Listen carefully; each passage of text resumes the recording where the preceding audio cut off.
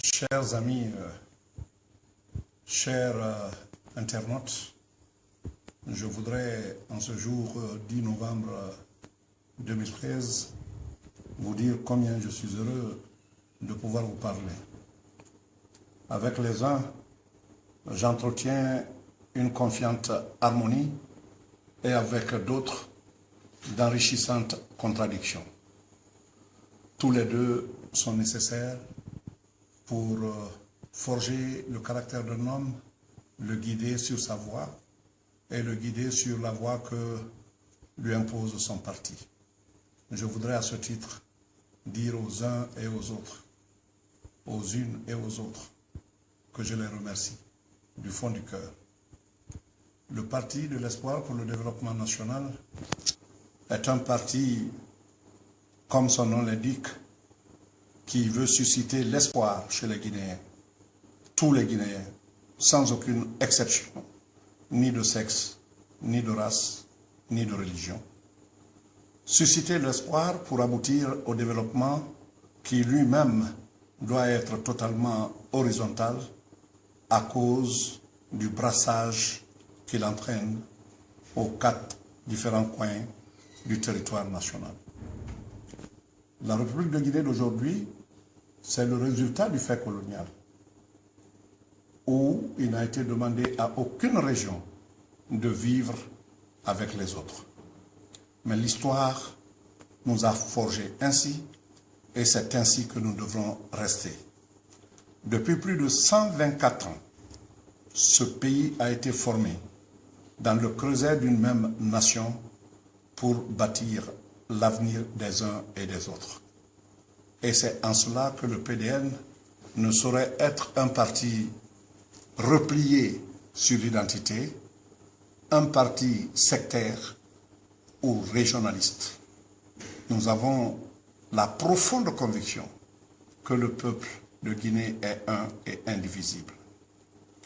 Durant ces longues années, depuis la colonisation jusqu'à nos jours, sur près de 124 ans, ces peuples, ces populations ont appris à vivre ensemble, partageant et interchangeant même, je dirais, les activités sectorielles, pastorales, agricoles, commerciales, industrielles et de services. Tout cela a entraîné aussi le brassage total dans le mariage que je n'appellerai pas mixte, parce qu'on parle de mixité quand les populations sont différentes. Mais la Guinée est composée de 4 grandes régions naturelles. Et c'est en cela que le PDN croit.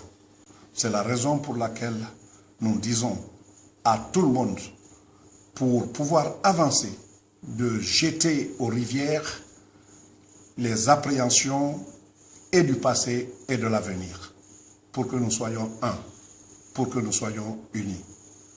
Vous le savez très bien, un peuple uni est fort. Et la Guinée ne trouvera sa voie que dans l'unité pour une stabilité et la stabilité tournée vers son développement. C'est de cela qu'il s'agit. Lorsque nous vivons ici, peut-être que les composantes d'une région peuvent savoir quels sont ceux qui composent les autres régions. Mais quand on transpose à l'extérieur, on voyage ensemble vers les pays du septentrion, les pays du nord, pour nous exposer à leur observation, ils ne sauront reconnaître qui est d'où. Ils nous appelleront des Guinéens s'ils savent que nous sommes Guinéens, ou tout simplement des Africains s'ils savent que nous sommes Africains, ou encore plus simplement des Noirs. Voilà la réalité. Le défi qui nous attend pour que nous soyons acceptés, que nous jouions notre véritable place dans l'arène internationale, sur la scène internationale, a un nom, c'est le développement. La clé de ce développement, c'est l'unité, l'harmonie pour la prospérité du peuple de Guinée.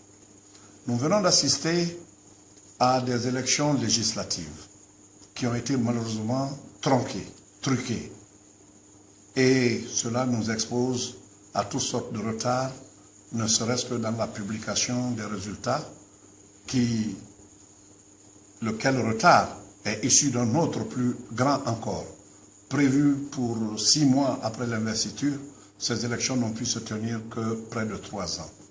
Je crois qu'il est fort regrettable que la Guinée prenne la tête dans ce que j'appelle le listing, n'est-ce pas, de bas-fonds.